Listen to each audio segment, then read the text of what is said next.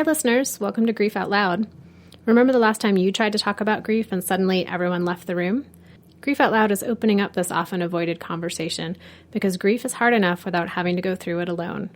We bring you a mix of personal stories, tips for supporting children, teens, and yourself, and interviews with bereavement professionals.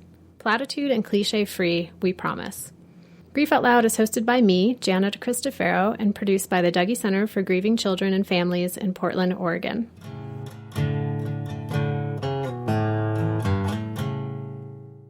I'm joined today by Kara Jones.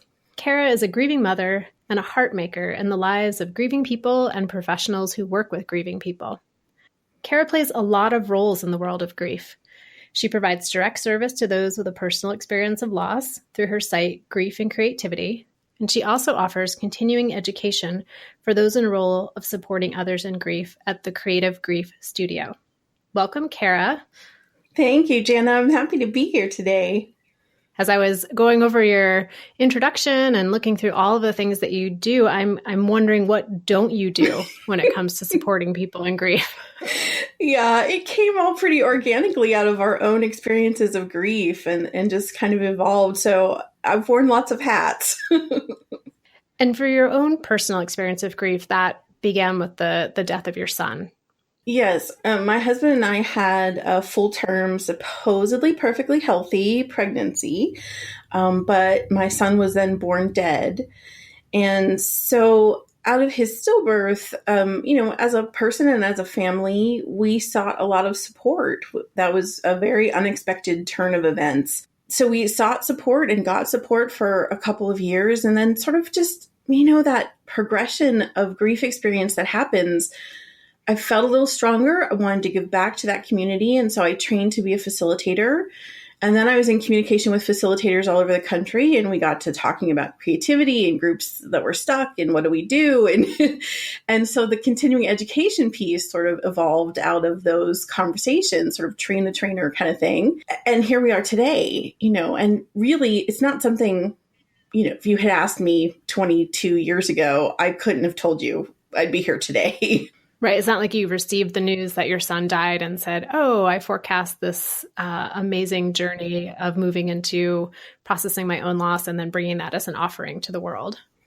Yeah, not at all. I mean, I was doing creative work prior to his death. I was doing work with young kids, actually, preschool age children. We were doing poetry kind of groups and creative groups with them. And it was really just that after his death, that things changed so drastically. I couldn't do that work anymore. It was very hard to be in that world of children and families when our family was so drastically affected. And so it was about, coming out of my own grief experience, applying creativity to my own grief experience, and then everything that unfolded really brought me to this place where we are today, doing both of the pieces, supporting other people personally, and then doing the continuing education. I had no idea this is where we would be. One of the first things I was really struck by, both in your work and in your writing, is the way that you recognize that grief can be this very individual and unique experience, but that we're also grieving in the context of a collective, our community, our family. And I'm wondering if you can talk a little more about that. Sure. There's a wonderful book called Madness and Creativity.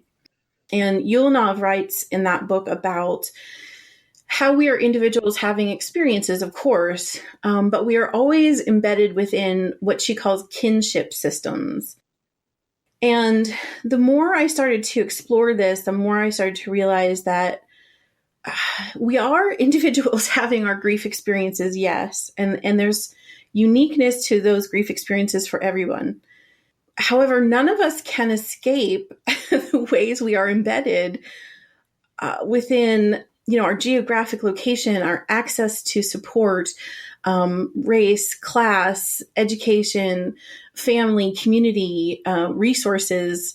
All of these things play a part in how our grief experience unfolds. And that's really not something I was conscious of before our personal experience. A kind of oversimplified example I'll give you is realizing how very embedded we are in this modern Western United States in capitalism. my husband took paternity leave as my son was about to be born. And then I ended up having surgery and he died. Our son died. And my husband then decided to continue taking his paternity leave because I was still recovering from the surgery and now I was home and we were all grieving. And the first couple of days we were home, the phone rang. My husband picked it up in the living room and I picked up the extension and I heard a conversation unfold with his boss, who was an MD, by the way. This man said to my husband, "We don't understand why you can't come back to work. It isn't like you brought a baby home or anything." And so that was my first ton of bricks landing on my head that our grief experiences are embedded in this economic system. Grief has a value or is evaluated in our culture in ways that often doesn't get named. And it brought up a lot of other things. I realized that we were pretty lucky. My husband it was a decent job. He had decent benefits, had health insurance, so we had access to decent care.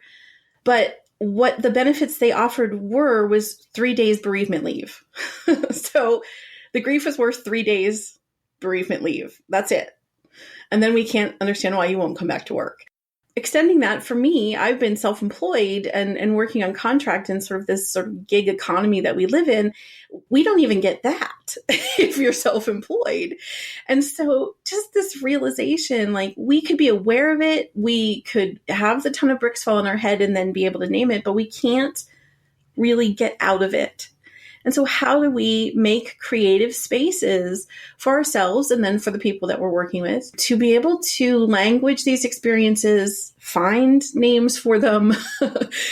It makes me think about, I spent a lot of time in group talking with people about how they have these internal senses that their grief is bigger or smaller than someone else's. Like, is my grief really valid because this person was not as close to me? I wasn't as close with my dad as this other person who was really close with their dad. Do I still have the right to be grieving in this way? And so often people think like that's just an internal thing that comes from my own sense of self. But to hear you talk, it's like that comes from somewhere. Yeah. That it's reflected and validated in our economic system or in the way our workplaces operate or the way that our assistance is provided or not provided to us. Yeah. We talk about this in the Creative Grief Studio, the continuing education program. We talk about it as the big book of grief rules. Oh, I love that term. Yeah. And so one of the things we do is we help professionals understand that for themselves. And then how does that translate to the people we're working with? Because whether we name it or not, there's a lot of things that run undercurrent, a lot of rules, whether we want them or not, in whether they came from thoughts we have internally or they were imposed upon us externally.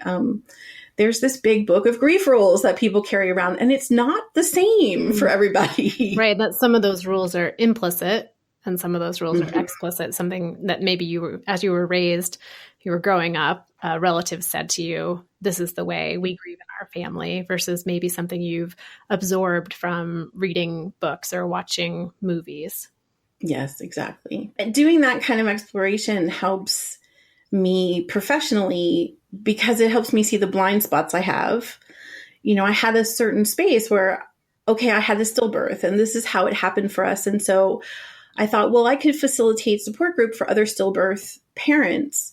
But, what you find out when you get into the situation for real is that your experience was your experience, informed by your own big book of grief rules.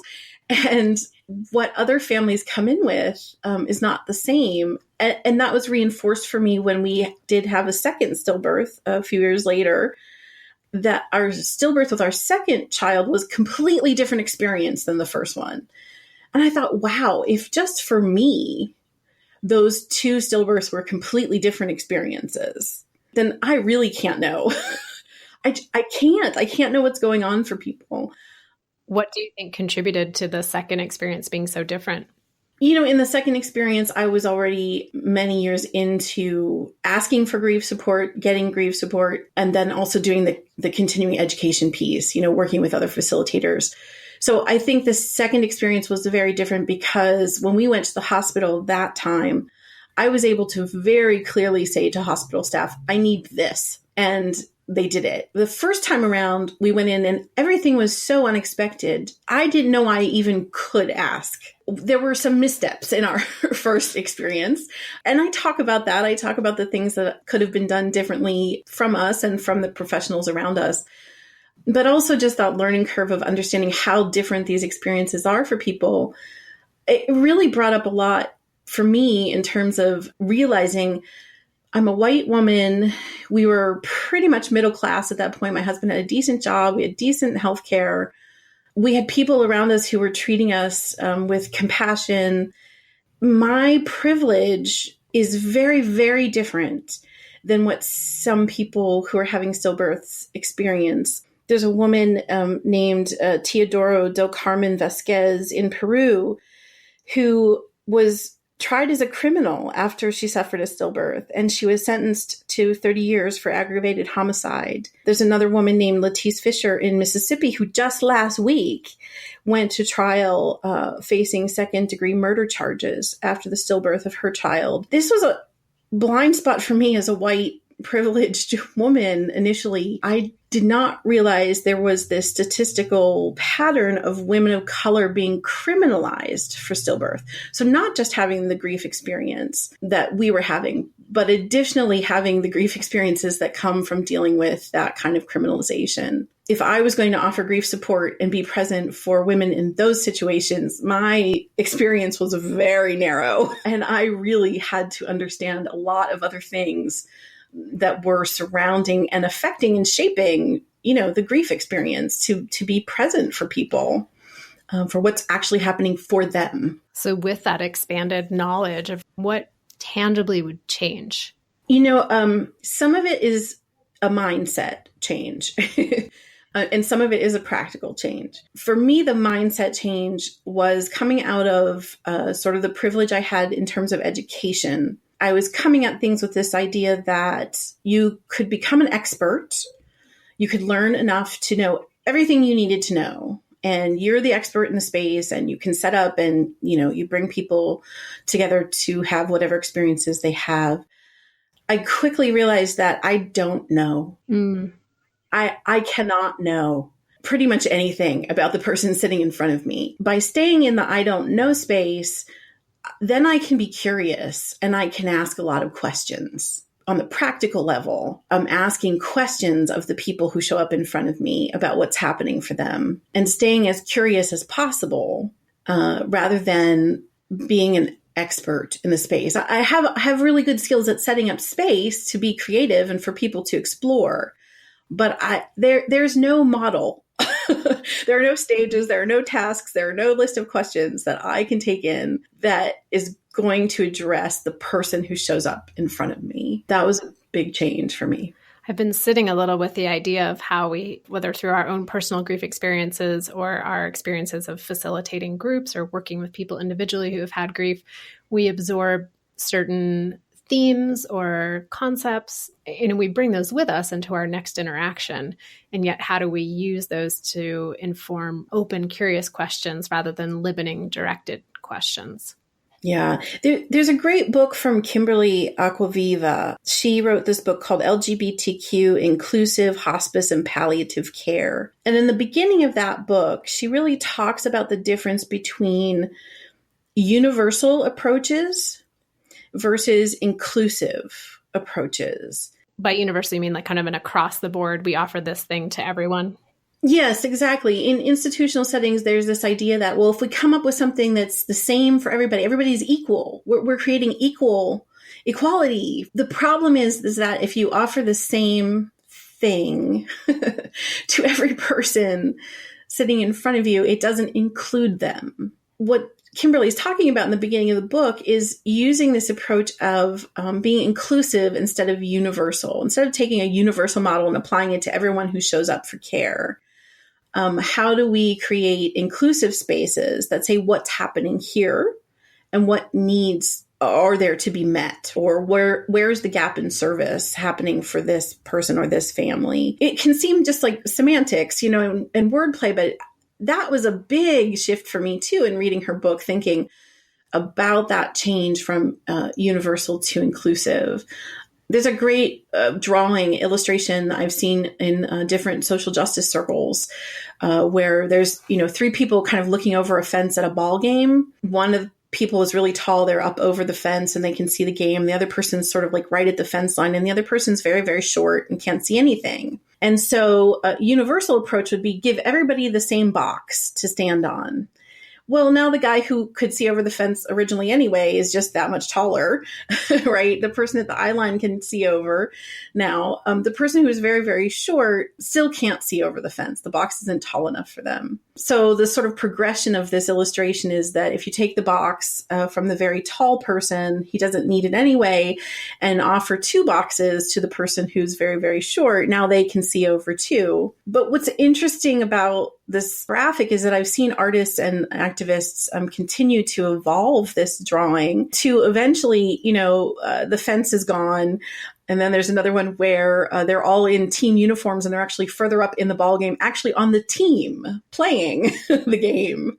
Rather than trying to figure out how to negotiate the barrier, looking at removing the barrier. Exactly. Inclusive. How do we get everyone on the team? It's a fascinating metaphor, for that kind of grief access to grief support. And yeah, I'm wondering, do you have an example of maybe through your own work or work that you've heard about of where grief support has, identified? Sometimes the step is just to identify what the barrier is, and then to either offer varying levels of support for equity, or to go ahead and remove that barrier.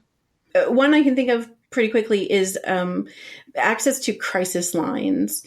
So, there are a lot of suicide crisis lines, and a lot of times as professionals, we offer those to our clients. As a professional, I can't be available 24/7. And so I want people I'm working with to know if they find themselves in a moment of crisis, they have, a place they can call and connect with someone. There are lots of different sort of gaps in service that come up around crisis lines, though. If a crisis line is going to address a mental health crisis someone's happening by calling the police, that's maybe not going to provide the best service needed for the person on the other end of the phone. And so how do we look at alternatives to calling the police, especially when there's a mental health crisis and when a crisis line has been engaged? And then also crisis lines involve having to invoke your speaking voice. I've worked with a number of people who the grief experience they're having in that moment is so overwhelming, they simply cannot use their voice. So giving them a phone number to call, they don't have the speaking voice to access that particular resource. So of course, now we see popping up fabulously crisis text lines. Now you can text and you're actually chatting with the person on the other end of the crisis support line, which is great. You don't have to use that speaking voice. And then the third kind of thing I see around crisis lines is a lot of times they're set up around suicide prevention, right? And people will feel like, well, I'm not suicidal. I'm having a crisis, emotional crisis in this moment, but I'm not suicidal. That's not for me. And so we see some things popping up called warm lines. And warm lines, there's a lot of state facilities that offer warm lines. They can be a little bit limited in that sometimes if it's coming through a state institution, they can have business hours, 9 to 5, Monday through Friday, which isn't always helpful. Hard to schedule a crisis sometimes. Exactly. But they do exist, and they exist in lots of different forms. So that's been an interesting thing to see personally, but also as a professional, watching how the field is evolving to address gaps in service that we're identifying along the way. Yeah, and that idea that in grief, sometimes we can get so overwhelmed, and it can be so hard to reach out and ask for help. For a lot of folks, that the text is more accessible or feels less threatening or challenging than actually dialing the phone and having to negotiate someone else's voice on the other end. Yes, absolutely. I will link to all of these options in our show notes too. Switching topics a little, the other thing I was really struck by on your website was the writing that you do around self-care sustenance, and that being such a vital, necessary component for people who are in grief and people who are professionals supporting people in grief. And there's a ton written about self-care. How do you conceive of it, and how might that be a little different than other ways we've talked about it or thought about it? Yeah, again, I think in the same ways that the definitions of grief kind of expanded for me with experience, and The definitions of creativity expanded for me with experience to be not just art making, but heart making, the way I kind of talk about that. In the same way, the definitions of self-care really broke open for me over time and experience. And so I started calling it self-care sustenance because I really wanted to be talking about what nourishes us. There's a lot of self-care about taking bubble baths and stuff. I have nothing against bubble baths. I love them. But self-care is so much more than that. And I felt like if we started asking creative and curious questions about what's nourishing for us or what we need or what is malnourished, that we could go a little deeper in those self-care conversations. And then part of what happened is when you look through social justice writings and offerings, there's a lot of conversation around self-care being linked to community care and community care being linked to self-care. And so all of this really intrigued me because, what I'm seeing with people who are having grief experiences, of course, is that the most resilient spaces come up for people when they connect, when they have community connections around them that are feeding them. And so I started writing about self-care sustenance, about the ways that it's more than bubble baths and what does it mean to self-care and be linked in that concept to community care. For instance, there's an article linked on my website under that self-care sustenance section from a disability activist. I deal with chronic illness issues myself, and so there's some level of disability at times. And she really wrote about those times where she literally, because of what's happening with her disability, cannot take care of herself. Like she could not actually do self-care by herself. And her self-care depends on community. And I thought, oh, wow, that's really true. And not just for the issues I have with chronic illness, but for the ways I've had grief experiences too. It's very tied to community and the access I have. And so I just started writing about this as a way, in this way, so that we could start thinking about talking with people, not just like, here's a list of how to self-care, take a bubble bath, take a walk, do a meditation, but to actually be asking them what is nourishing them, what is not nourishing them, what is malnourished, where do they need help. Meditation's great, but if it's not nourishing you, then it's not really a part of self-care. It's just adding suffering at that point if it's not truly nourishing for you. As you're talking, I'm thinking about oftentimes self-care gets framed as something you do for yourself. And then the silent part of that sentence is by yourself. And it seems like you're really expanding that definition to say, what are the times or the places where you're asking for help for yourself? Yes. And really looking again at that full context, just like we talked about the big book of grief rules. What's the big book of self-care rules, right? What's working and what's not working? Because again, our self-care is framed by our access, our ability, our race, our class, our education, our economic stance, our geographic location. It's not happening in a vacuum. And I think a lot of shame can crop up for people. Shame on top of grief already being difficult. I'm doing grief wrong, and I'm also doing my self-care wrong. Exactly. Why can't I do this by myself? I should be able to. I just had a flash. I don't know if you've seen any of those. They've kind of popped up on the internet, but I think there's also a book of the word per state or the favorite food per state. And I would love to see a map of what's the approved self-care strategy for each state, thinking about that geographic location and where you were raised and how you think of self-care. Is it something you do as a group? Is it something you do individually? Yeah, I mean, it makes the connections we have with each other, connection to care, connection to support, all of those connections make a difference. They just do. I haven't come across anyone able to do it in a vacuum, As much as we might try really hard to do that. And speaking of connections, Kara, what are the best ways for listeners to connect with you and the work that you're doing? Sure. So anyone who's having a personal grief experience, I'm doing the support and the resources and the books and things through griefandcreativity.com. And then on the professional side, the continuing education piece, I actually do that with a team of people. And all of that work is happening through creativegriefstudio.com. Great. Well, I spent a little time exploring both of those sites, and now I want to do all those things with you.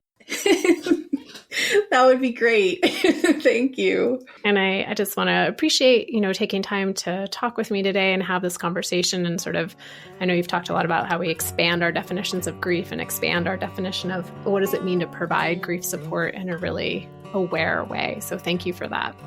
Yes, absolutely. Thank you so much for having me today, Jenna. It was great. And listeners, thanks for tuning in. If you want to hear any of our past episodes of Grief Out Loud, you can find us at dougy.org or Stitcher, Apple Podcast, any other platform that's out there that you're using to get your podcasts.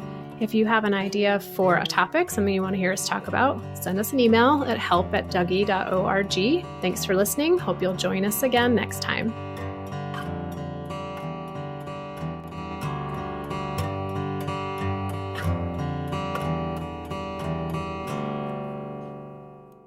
Thanks for listening.